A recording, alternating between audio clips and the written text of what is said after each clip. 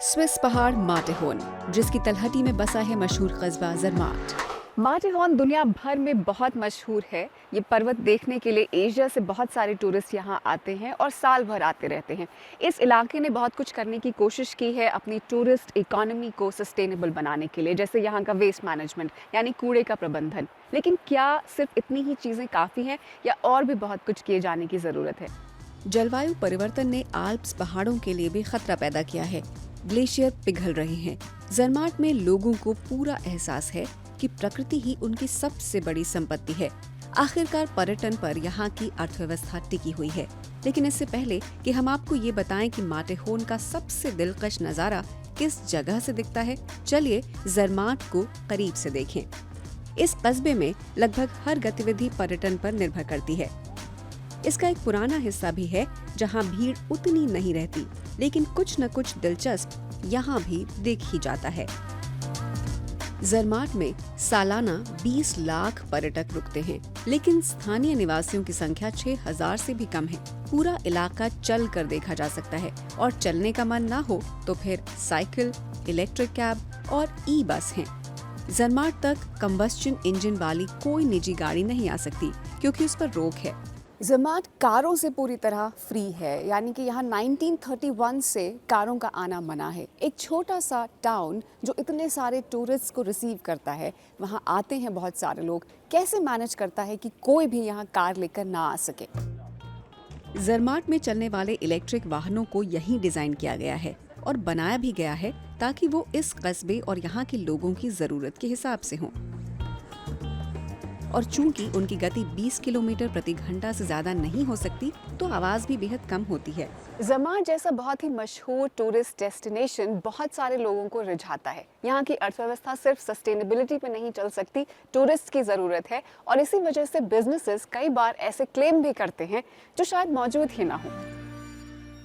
पर्यटक रिझाने के लिए ऐसी एक विवादास्पद कोशिश रही पिछले साल वर्ल्ड कप से पहले एक स्की स्लोप बनाने का प्रयास। ग्लेशियर पर खड़ी खुदाई मशीनों ने पर्यावरण कार्यकर्ताओं समेत इलाके के लोगों को विरोध में खड़ा कर दिया। हमने इस बारे में ज़रमाट के पर्यटन निदेशक डैनियल लुगन से सवाल पूछा। काफी बड़ा विवाद उठ खड़ा हुआ था ग्लेशियर की खुदाई पर। क्या पर्यटन स्थल के तौर पर ज़रमाट पर उसका असर हुआ? बिल्कुल असर हुआ। जब वो तस्वीरें आईं तो मुझे और ज़रमाट के बहुत सारे लोगों को काफी तकलीफ हुई। सारा ध्यान बुरे पहलुओं की ओर था। किसी ने भी बड़ी तस्वीर की तरफ नहीं देखा कि ज़रमाट में पर्यावरण के हित में बहुत सारे कदम उठाए जा रहे हैं ताकि ये एक सस्टेनेबल टूरिस्ट प्लेस बना रहे। यहाँ बेहतर पब्लिक ट्रांसपोर्ट हो, बढ़िया कचरा प्रबंधन हो, ऊर्जा के क्षेत्र में प्रयास हो। तो उस घटना से हमारा दिल दुखा और हमें उम्मीद है कि हम उसे भविष्य में दूर कर पाएंगे। हम केवल खुदाई के काम में नहीं लगे हैं। वैसे भी वो पर्यटकों के लिए जरूरी है ताकि वो ऊपर तक स्की कर सकें। हम ग्लेशियर बर्बाद नहीं कर रहे हैं, हम उसे स्की करने वालों के लिए सुरक्षित बना रहे हैं। लेकिन जब आप टिकाऊ पर्यटन की बात करते हैं तो आपका फोकस किस चीज पर है? आपके हिसाब से वो कौन सा पहलू है जिस पर ज़रमाट में ज्यादा अहमियत दी जाती है? प्रकृति ही हमारी पूंजी है, इसीलिए लोग ज़रमाट तक आते हैं और वही हमारे लिए बिजनेस का मौका है। जैसा कि आपने कहा कि यहाँ बिजनेस 100% पर्यटन है। ज़रमाट में कोई उद्योग नहीं है, इसलिए ये बहुत ज़रूरी है कि हमारा पर्यावरण बचा रहे। लेकिन हमें यहाँ के लोगों के बारे में भी सोचना है। ये भी ज़रूरी है कि युवा पीढ़ी भी पर्यटन में अपना भविष्य देखे। तो आप जब मुझसे ये अहम और मुश्किल सवाल पूछती हैं तो मैं कहूँगा कि प्रकृति ही यहाँ सबसे अहम है। इसी की वजह से हम यहाँ हैं। जब बात टिकाऊपन और टिकाऊ विकास की हो तो कचरे का प्रबंधन एक बड़ा सवाल बनकर उभरता है। पहाड़ों में खासकर ये बेहद संवेदनशील मसला बन जाता है। ज़रमाट जैसे छोटे लेकिन बेहद व्यस्त इलाके में इसके लिए क्या व्यवस्था की जा रही है? इस कस्बे में कचरा प्रबंधन की अपनी अलग व्यवस्था क्यों विकसित करनी पड़ी?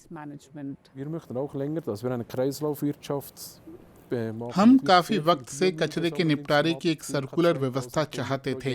जरमाट में हर साल करीब 2000 टन जैविक कचरा जमा होता है। इसे हमारे बड़े बायोगैस प्लांट में रिसाइकिल करके बिजली बनाई जाती है। इससे निकला कचरा, जिसे हम हमस कहते हैं, उसे घाटी में ले जाया जाता है, जहां किसान सेब के पेड़ उगाने के लिए इसे डालते हैं। वही सेब वापस जरमाट में आते हैं। एक बड़ा सवाल पानी का भी है। पानी की सप्लाई का क्या? यहाँ के ढेर सारे होटलों में बहुत सारा पानी चाहिए। इस तरह के पर्यटन स्थलों पर पानी की कमी कोई नई बात नहीं है। हालांकि जरमाट में पानी खूब है, लेकिन होटल जरमाटर हॉफ जैसे बड़े होटलों ने पानी की पैकेजिंग और लाने ले जाने की व्यवस्था में सुधार की गुंजाइश देखी। हमें बताइए कि आपके होटल में पानी के प्रबंधन की क्या व्यवस्था थी और क्या बदला? पहले हम यहीं इस घाटी से वालिस नाम की कंपनी से पानी लिया करते थे, जो यहाँ से 1.5-2 घंटे की दूरी पर है, और पानी ट्रक से डिलीवर किया जाता था। वाकई में अब हम बदलाव ला चुके हैं, तो थोड़ा अजीब सा लगता है कि पानी यहाँ जरमाट की तरफ से घाटी में जाता है और हम घाटी से पानी लेते थे। उसमें ही हमने बदलाव किया है। अब हम यहीं अपने कस्बे से पानी और दोबारा इस्तेमाल लायक बोतलों की सप्लाई लेते हैं। क्या आपको लगता है कि जलवायु परिवर्तन की वजह से ऐसी परिस्थितियां पैदा हुई हैं जो यहाँ के पर्यटन और होटल उद्योग के लिए बड़ी चुनौतियां लाई हैं? हमें ज्यादा टिकाऊ उत्पादों की तरफ बढ़ना होगा। ये सिर्फ पानी की बात नहीं है, बल्कि वाइन, चीज, मक्खन और सब कुछ। जितना ज्यादा हो सके स्थानीय सप्लाई ली जाए। और इन बातों के बाद अब वक्त है माटरहॉर्न के उस सबसे हसीन नजारे का। वो पल आ गया है जब मैं माटरहॉर्न पर्वत को देखने वाली हूँ। मैं पैदल तो चल के नहीं जाऊंगी, लेकिन मैं पहाड़ चढ़ने वाली हूँ। गोनेग्राड रेलवे की मदद से तकरीबन 4000 मीटर की ऊंचाई है जिस पर मैं पहुंचने वाली हूँ, और वहां से खूबसूरत नजारे दिखाई देंगे।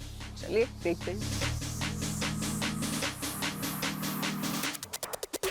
ये नन्ही सी कॉगव्हील ट्रेन 1898 से यात्रियों को ऊपर गोनेग्राड तक लेकर जाती है। इस ट्रेन में सफर करने का मतलब है कि आप स्विट्जरलैंड में बिजली से चलने वाली पहली कॉगव्हील रेल के यात्री हैं। और वो रहा अद्भुत माटरहॉर्न। 3000 मीटर पर हवा का एहसास बदल जाता है, लेकिन अगर आपको माटरहॉर्न इतनी खूबसूरती से देखना है और ये नज़ारा देखना है तो इस ऊंचाई पर आना ही होगा। गोनेग्राड जाएं तो कुछ दूरी तक ही सही हाइकिंग करने की कोशिश जरूर कीजिए। अगर मौसम साफ हो तो आप स्विस आल्प्स की करीब 4000 मीटर की ऊंचाई वाली 20 पहाड़ियों का नजारा देख सकते हैं। अगर आप स्विट्जरलैंड के आल्प्स पर्वतों को देखने के लिए आते हैं तो हाइकिंग एक बेहतर ऑप्शन है स्कीइंग के मुकाबले, क्योंकि स्कीइंग काफ़ी एनर्जी एक्सटेंसिव है, यानी उसमें काफ़ी ऊर्जा खर्च होती है। तो आप अगर एक बेहतर ऑप्शन चुनना चाहते हैं तो हाइकिंग बेटर होगा, क्योंकि वहाँ पर आपका कार्बन फुटप्रिंट काफ़ी कम होगा। ई मोबिलिटी, पहाड़ी इलाके से ही पानी की व्यवस्था, कचरे का टिकाऊ प्रबंधन, यानी जरमाट एक सस्टेनेबल पर्यटन केंद्र बने रहने की कोशिश में जुटा हुआ है, ताकि स्विट्जरलैंड के इस सबसे मशहूर पहाड़ को देखने आने वालों का अनुभव उम्मीदों से कम ना रह जाए। स्विट्जरलैंड के पहाड़ों में भी क्लाइमेट चेंज यानी जलवायु परिवर्तन का असर दिखाई दे रहा है। ग्लेशियर पिघल रहे हैं और सर्दियों का तापमान बढ़ रहा है। इसकी वजह से विंटर स्पॉट यानी सर्दियों में होने वाली जो एक्टिविटीज़ हैं उन पर भी असर पड़ा है। लेकिन जरमाट जैसी जगहें अपने सस्टेनेबिलिटी के अनुभव की वजह से हो सकता है कि क्लाइमेट चेंज के इस चैलेंज को यानी इस चुनौती को अच्छे से झेल पाएं। इसकी चांसेस